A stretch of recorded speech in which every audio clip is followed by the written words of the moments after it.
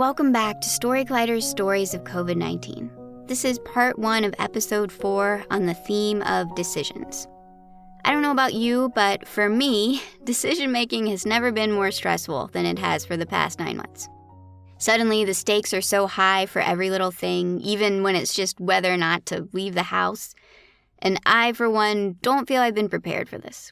Let's just say, when I went into the storytelling business 10 years ago, I never thought I would have to make pandemic-related decisions.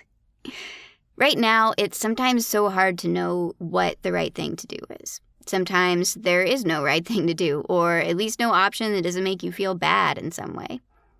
A lot of us made hard decisions last week when it came to our Thanksgiving plans. I had to cancel on Mama Barker, and she informed me that she'll probably be dead by next Thanksgiving, so even though I think it was the right decision, I still don't feel great about it. And we have a lot of hard decisions ahead of us before this is over. In part 1 of this episode, we'll have our first story about this, and then we'll talk to Tess Wilkinson-Ryan, an expert in decision-making, about how we're navigating this time. Our first story is from labor and delivery nurse Amelia Reeves. It was recorded in her walk-in closet in her home in New Orleans.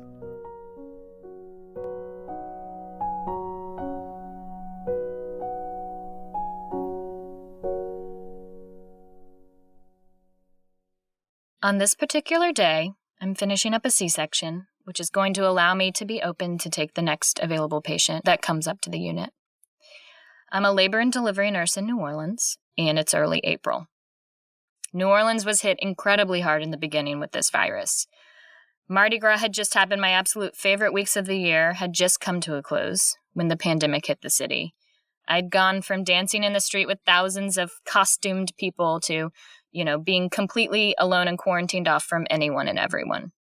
From the highest of highs to the lowest of lows within a matter of weeks. Work is kind of a double-edged sword for me. I'm single, I live alone, my family's out of state, so on one hand, coming to work means that I get to be around and interact with people.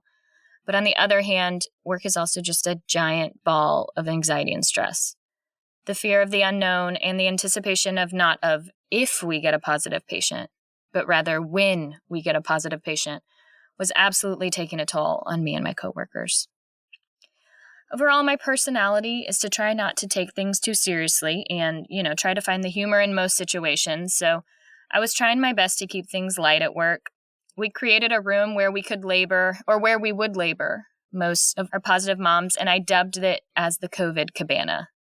I jokingly told my coworkers that we should create a COVID playlist for the room, which would obviously include the sweet sounds of Barry Manilow's Copacabana as these beautiful babies entered the world. I put a sign on the room that said COVID Cabana in those early weeks, and 6 months later, it's still there. I try my best to keep this positive attitude with my patients because I know that they are so afraid right now, but admittedly, some days are definitely harder than others. So like I said, on this particular day, I was open to take the next patient, and the ER calls. They tell us that they have a patient down in the ER who's about 20 weeks pregnant. She's complaining of some abdominal pain. They tell us that she's never been to this hospital before, doesn't see a doctor here, and that her husband's down there with her. I jot down a quick report, and then I tell them that they can bring her up, but her husband has to stay down in the ER. In the early days of COVID, our hospital, like many hospitals, had created a protocol concerning support persons at the bedside, and we were only allowing a support person up with our patients when they were in active labor. So any of our patients that, were coming up and we were just triaging, trying to figure out what was going on, or our overnight stays, 24-hour stays, they had to come up alone and could have no one with them. It was just if you were deemed to be in active labor, could you have your support person with them? And with that, the support person had to stay on hospital grounds for the whole 3 to 4 night stay. So we were telling these partners that you pack your snacks, pack your bags, because you can't leave the hospital once you come in. The ER brings this patient up in a wheelchair, and she's crying. She's writhing back and forth in the wheelchair, so I quickly get her to a triage room. I'm helping her out of the wheelchair, and she can barely walk on her own. So I help her get undressed, and I notice a fair amount of blood. As a labor and delivery nurse, I feel like a lot of my interactions with patient is spent assuring them that, everything they're feeling and experiencing is normal.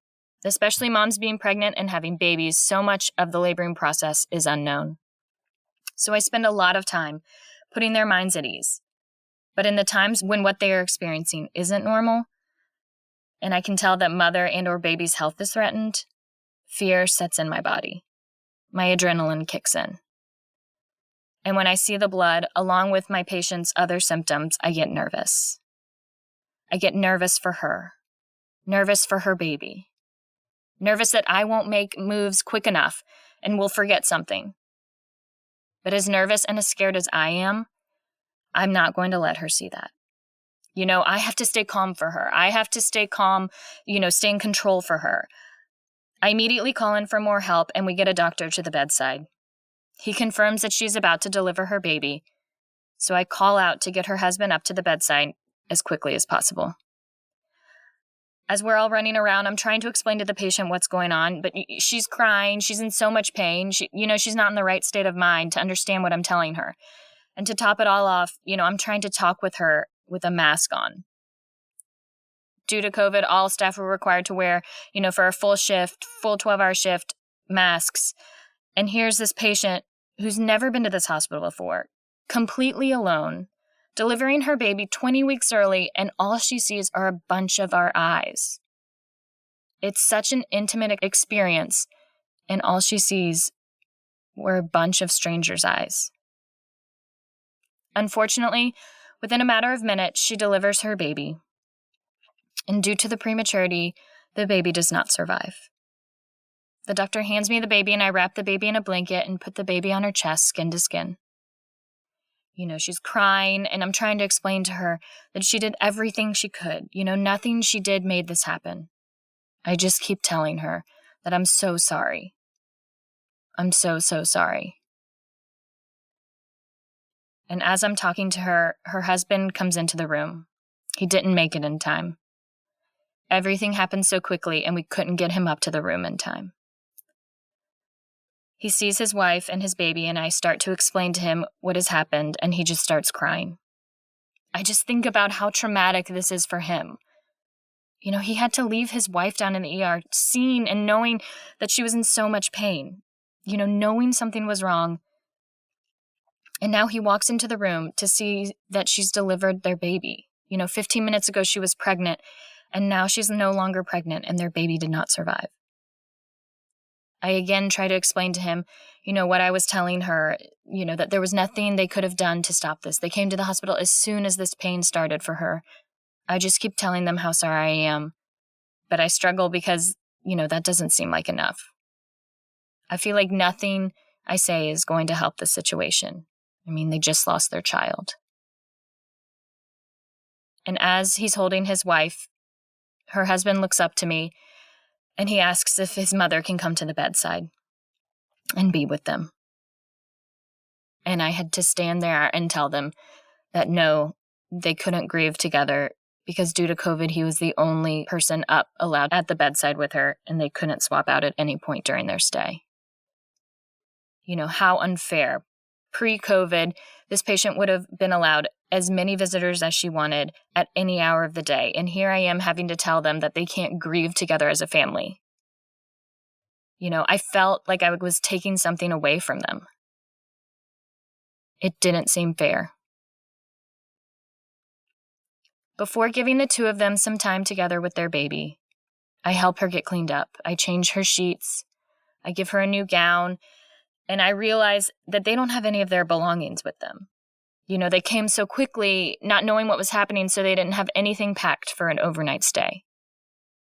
And I know he's not allowed to leave the hospital according to our new COVID policy, but I just start to think, if there's any comfort from having her own belongings for the night, if that gave her any sort of comfort on what is probably one of the worst days of her life, if I could give her that, I would want to. But I start thinking, what if I let him out to go get the bag and then they don't let him back into the hospital because he's already been here and now she has to spend the night completely alone after having delivered her premature baby? What if I get in trouble for letting him leave in the first place? What if he leaves and comes into contact with COVID out in the world in between, leaving the hospital and coming back, and then comes and spreads it? Does it even matter that they have their belongings? Like, do they even care to have them? They literally just lost their child. But eventually, I just, if this was me, I would want this opportunity. So I go ahead and I decide to take the chance and just ask them if grabbing some items from home would be of any comfort. And they both agree that that would be something that they would like. So I start to tell him that, there's 2 entrances to the hospital and they came in through the ER. So I tell him he's going to go back out through the ER and not say anything to anyone. Go home, pack his bag. And then when he comes back, he's going to come in through the front entrance where there's a front check-in desk. They'll check his temperature and he'll tell them that his wife's upstairs in labor, and they'll call up to us and we'll let him in. So he agrees. I take his temperature before he left because I knew that, that's the one thing I can kind of control in this situation is they weren't going to let him back in if he had a fever. So he was good to go. He left later that afternoon and we got a call kind of before shift change, and we let him in. He got back in, no problem. At the end of the shift, when I go down to her room to say goodbye, she's still holding her baby. But I notice that she's changed from the hospital gown into her own PJs. And I think to myself, that bending the rules was definitely worth it. I come into work the next day and I take back this patient, and there are plans for her to be discharged. I get all her paperwork together and I go in the room to go over everything. After going over the instructions, she stands up, and at first I hesitate. I'm thinking, I can't hug her. I can't get too close. What if I'm asymptomatic? What if she's asymptomatic? But in a split second, I was like, screw it. And I just embraced her. And we hugged. And she immediately started to cry, and then I started to cry. And we just held each other. And as she cried, I started to feel guilty. I should have hugged her yesterday.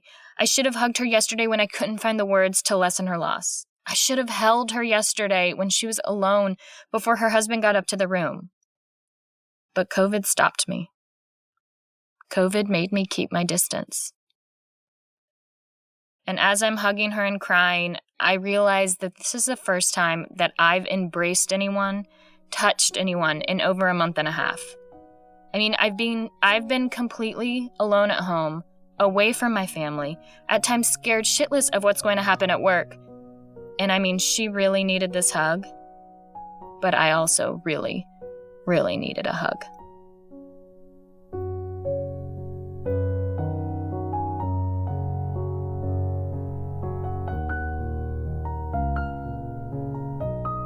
That was Amelia Reeves. Amelia is a labor and delivery nurse living in New Orleans. She was born and raised in Atlanta and moved to New Orleans in 2015 for nursing school with her 2 orange brother cats, and has been soaking up all that the Crescent City has to offer ever since. Before we move on to our interview segment, I just want to give a quick reminder that you can catch more true personal stories about science at our online live shows. Find out more about those at storytellers.org. You can also find out more about our online storytelling workshops. We offer an intro course every single month, and in January, I will be leading an advanced workshop course alongside one of our producers, the amazing Chicago storyteller Lily B. We're going to dig deep into these stories, and I'm super excited about it. So once again, find out more at storytellers.org. And now feels like a good time to mention that if you're listening to the series thinking that you have a story about how the pandemic has affected you in a big or small way, get in touch. You can send your story pitches to stories@storytellers.org, or you can pitch through the form on our website. We're currently working on our next series of COVID-19 stories, and we would love to work with you on yours. What's the best way to learn a new language? Immersion. But sometimes that's not in the cards. But you can still learn a language the second best way, and that's with Babbel. Now, I might only be 1 week into learning German with Babbel, but I'm so excited to start being able to speak German with my mom. With Babbel, you can learn everything you need to have real-world conversations, and all it takes is just 10 minutes a day. One study found that using Babbel for 15 hours is equivalent to a full semester at college, which is bonkers. But Babbel is conversation-based learning with science-backed cognitive tools like spaced repetition and interactive lessons created by real language teachers and voiced by real native speakers. So here's a special limited time deal for our listeners. Right now, get up to 60% off your Babbel subscription, but only for our listeners at babbel.com/story. Get up to 60% off at babbel.com/story. Spelled BABBEL.com/story. Rules and restrictions may apply. Try to understand more about how the pandemic is changing the way we make decisions. I spoke with Tess Wilkinson-Ryan, who studies the psychology of decision making, in September.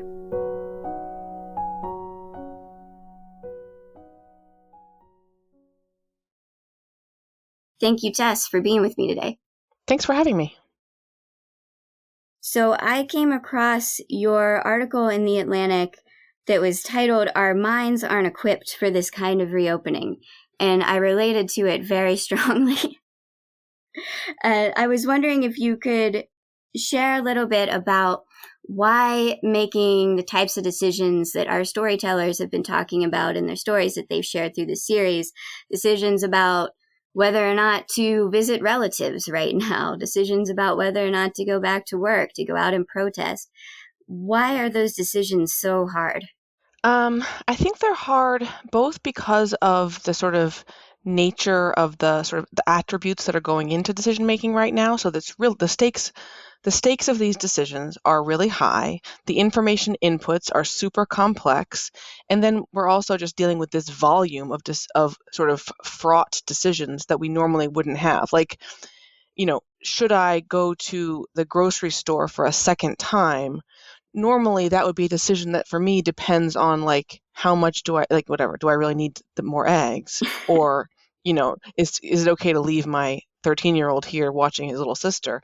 But not sort of, am I putting my community at risk, right? That becomes like this, now it's a moral decision, and that's a much bigger deal. So all these decisions that used to be sort of low stakes are now really high stakes, and we have this just volume of information that's supposed to be parsed for each decision that we couldn't possibly sort of sift through in any kind of rational way multiple times a day. Yeah, and that's got to take a toll on us over time, right? It's certainly taking a toll on me.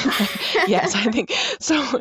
I mean, so first of all, you have just this sort of decision overload problem of the tax on yourself from having to make a lot of choices, from having to sort of be engaged in what are relatively stressful decisions too, right? These are not like, every decision has some stakes or you wouldn't be making it at all, but the stress of these decisions is pretty intense because it implicates all these like deep, serious problems of literally life and death, or even if you sort of lighten it up a little bit, even just sort of community health questions, or what does it mean to be a good citizen in these times? There's this idea in psychology of ego depletion. It's somewhat controversial, but I think the gist is probably resonant with most people. So ego depletion basically says when you do a really hard task of where you have to sort of like use your conscious will to get through something, you kind of use up that resource, and then you're left a little depleted. That's why it's called ego depletion. I certainly feel like I am having to use a lot of will to get from point A to point B in my days, in sort of quarantine, in a way that were not true, when my days involved more sort of going places and seeing people. Yeah, absolutely. I think we kind of think of that as decision fatigue. Is that right? Yeah. I mean, ego depletion, not to get into like internecine sort of fights within psychology, but there's like another level to it, which is that it's not just that you have to make decisions, but you have to like actively use your will to not do something that otherwise is appealing. So the idea is like, I'm going to use a silly example because it's just salient for right this minute. But so if I'm working from home, and in my work from home life, I'm working out of a bedroom. This happens to be true. And I'm kind of tired, and I'd always kind of like to just go lie on the bed. But I'm going to stay at but I make myself stay at my desk for various reasons, right? Among them is the fact that I don't want students to see me lying on the bed. I want them to see me teaching from a desk, right? Whereas at work, I don't have that temptation. I just don't have a bed I could lie on at work, right? And so you can think about my day at home as being one in which I have to sort of resist something that's a little bit tempting. Whereas my work life, if I'm working out of my office, it's kind of structured to sort of provide a clean psychological space to do my work. There's not much to resist. I'm in an office, it's got a lot of books. That's it, right? That makes so much sense. I feel like in this period of time, we're not really set up to be able to easily make the right decisions. Like you said, a lot of people who are, trying to focus on their schoolwork or their work are in that position where they have to resist the television all day, resist the bed all day. I think that's right. And I think that we don't, it's easy to sort of not fully appreciate what it is that our days normally contain that help them sort of ease along. Like even on a day that wasn't easy, where I would have said oh, this day was hot, this was a tough day. I worked hard today. There's a certain automaticity, right? Where I sort of I'd wake up and get on sort of autopilot, right? Like you drop a kid off at school, you walk the subway, you take the subway to the same place you normally take it to, you whatever, get coffee, go to class, and you're seeing people who are also kind of pushing you along because you want to make sure you're on time for a meeting because you don't want to disappoint somebody else. And a lot of these sort of touchstones of our days fall away, meaning that you have to kind of exercise a certain amount of intention and will to do things that might have otherwise sort of been force of habit. Yeah, that makes so much sense. Is there anything that we can do about this ego depletion? Is there any way that we can set ourselves up to make best decisions? Well, I guess so. Yes, I mean, yes. And I'm going to maybe step back from what we ourselves can do and just say a little bit about what I think that what I think are sort of easy fixes or at least sort of, the least that institutional actors can do to help individuals out is if you want people to make choices that are sort of socially cooperative, which is to say doing the best we can to end the pandemic or to flatten the curve, then make it easy. Make it easy on individuals to make good decisions, right? So hand out masks at the store, put markers on the ground, tell us how far apart 6 feet is, reduce the number of these little decisions people have to make day to day in order to make the right decision the easy decision. An analogy to this would be saying one other would be another collective enterprise that we're all involved in is driving on the roads, right? Driving on the highways. And we would just never ask people to sort of use their best judgment and just try to really be safe and think about, where you're going and who's going to be there and how important your trip is and in order to figure out how fast to go or which side of the street to drive on, right? You try to make that stuff easy so it actually so the whole system works. And that's something that can happen. That's something that can happen in the pandemic context too, right? Any amount of sort of quick and easy guidance that makes the thing simpler, faster, more appealing, gets you to this group result that's better for everybody.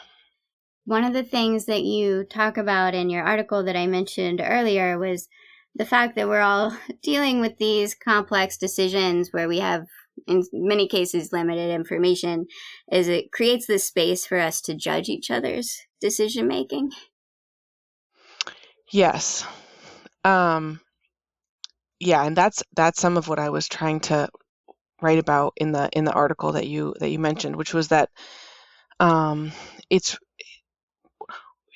I think that everyone's sort of making their personal choices in a context that is really constrained and kind of unfair to individuals. I mean, if I think about the question of like sending my kids to school or not, or how to sort of arrange my, my children's sort of fall. It's like I have a very few amount of there's very few choices, right? And I'm going to make some choice within this decision set, but it also is really unfair that this is the position I'm in, right? Mhm. It's sort of, I mean, in the sense that like a whole bunch of political choices could have been made way outside of my ken rather, that would have set us up for a different experience. But now here I am having to choose, different ways of like how much my kids might be able to be exposed to other children, et cetera. And I think it's really easy to judge other people, or to sort of engage in like sort of a social distance shaming, right? Like those people eating at a restaurant, et cetera.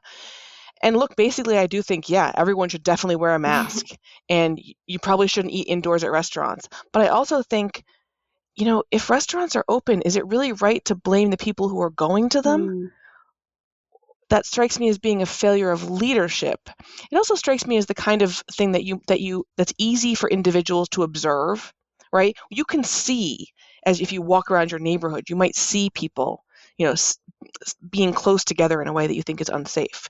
And so it's really salient, right? You notice it. Mm. Whereas I live in Pennsylvania. I can't see what's happening in Harrisburg. That's the capital of Pennsylvania. Right? What state legislatures are doing is not particularly salient to me. So I have a sense that things could be better here and there, but I don't have any particularly sort of granular way of assigning blame. It's not particularly obvious to me what little decisions would go, should bother me. The way that these little things on the ground might sort of arouse my instinct for judgment. So I'm trying to think of how to phrase this last question. I think I'm kind of interested to know, what are the sort of biases, ways of processing information that our brain has that we can be aware of when it comes to this kind of complex decision making? That's really interesting. So the certain kinds of information are really salient, more salient than others. And so salient in this context means like attention grabbing, like your attention naturally goes to that thing. So one of the kinds of information that's really salient is information that's scary. In the COVID context, I think that in risk information about your own risk and the risk of people you love is that's really scary and salient information. Every story you hear about people who have serious consequences, right? That really of the disease, or even fatalities, right? These take up a lot of mental and emotional space. And listen, as they should, right? This is a really serious. We are in a serious moment in which just it's outrageous that we are living in a world in which this many Americans have been sickened and died. At the individual decision-making level, it is helpful to be able to ask whether we're assessing risk in a way that is sort of like, is this how you would assess risk if you were trying to sort of advise somebody else, or are you largely thinking about the sort of highly salient risks to you, right? Things that are taking up more space than you wish that they would in your sort of decision process. I mean, there's all kinds of reasons that different kinds of pieces of information will be salient, aside from them being scary. It can also be because you really want that information to be true, or because you knew somebody who had a particular experience, even that experience was really idiosyncratic or unusual. So I think the one way to sort of help navigate these tough decisions is to maybe try to piece them out a bit, right? Try to think about, what is the actual risk of the thing I'm thinking about, or what are my actual goals here? What are the real trade-offs, as opposed to having it sort of all be bound up in one sort of a white hot ball of stress. in which, right, just to try to see if you can take it apart a little bit. I realize it's super hard, and I don't know that I'm able to do this either. I feel like every question related to anything to do with the pandemic kind of ends up. No, absolutely. In that direction, I absolutely know. I mean, I think this has been like we're all just in these positions that are so unusual, and where the sort of usual modes of cost benefit sort of trade-off analysis, it's not just that we have all this information, right? It's also that we lack all this information. Like, we're making these high stakes decisions where the outcomes really matter with actually a real dearth of information that it seems to me, it's kind of wild to me that we don't have it. Like, I went to the grocery store myself this morning, and I thought to myself, at this point, shouldn't we know whether or not there's a lot of transmission at grocery stores? Like, we've had all this time to learn. Shouldn't we have? It seems wild to me that I'm still asking the question about how dangerous the grocery store is. That seems like an answerable question, and that's just one of the many places that I would like to go in my day, including I'd like to go back to I'd like to go to work. I mean, I'm going in to teach in person next week, to teach students, and it's pretty wild to me to think about the making these really important decisions and not being able to fill in like most of the variables in my equation. Yeah. We're all to varying degrees sort of flying blind right now. And that's really that's a real indictment of institutions. We've had tons of time to get some of this information. So that's one of my like, focus your energy on institutional actors' concerns is like, why don't we have this information? Yeah, I think that's a very good question for sure. Thank you so much, Tess, for talking with us today. Thank you so much.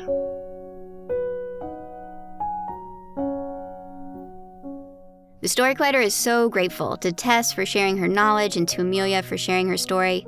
The Story Collider is also very grateful for the support of Science Sandbox, a Simons Foundation initiative dedicated to engaging everyone with the process of science. This podcast series is produced by me, Erin Barker, with assistance from Story Collider's Deputy Director Nissa Greenberg and Senior Podcast Editor Jun Chen. Special thanks goes out to Story Collider's board, our operations manager Lindsay Cooper, and our new interim executive director Leslie Griesbach-Schultz, without whom none of this would be possible. The story featured in the first part of this episode was produced by Emma Yarbrough. The theme music is by Eva Gertz of the Fulton Street Music Group. Stay tuned for 2 more stories in part 2 of this episode on Monday. Until then, this is Story Collider signing off. Stay safe, wash your hands, wear a mask, love each other. Thank you for listening.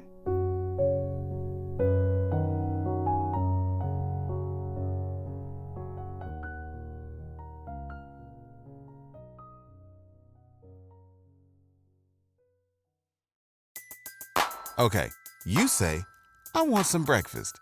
Your so-called boyfriend says, we got eggs in the fridge. Obviously, when you say breakfast, you mean McDonald's. Definitely a side-eye situation. Bring home the bacon, steak patty, or others with a BOGO for $1 breakfast, only in the app. Limited time only at participating McDonald's. Valid once a day. Must opt into rewards. Visit McD app for details. Ba-da-ba-ba-ba.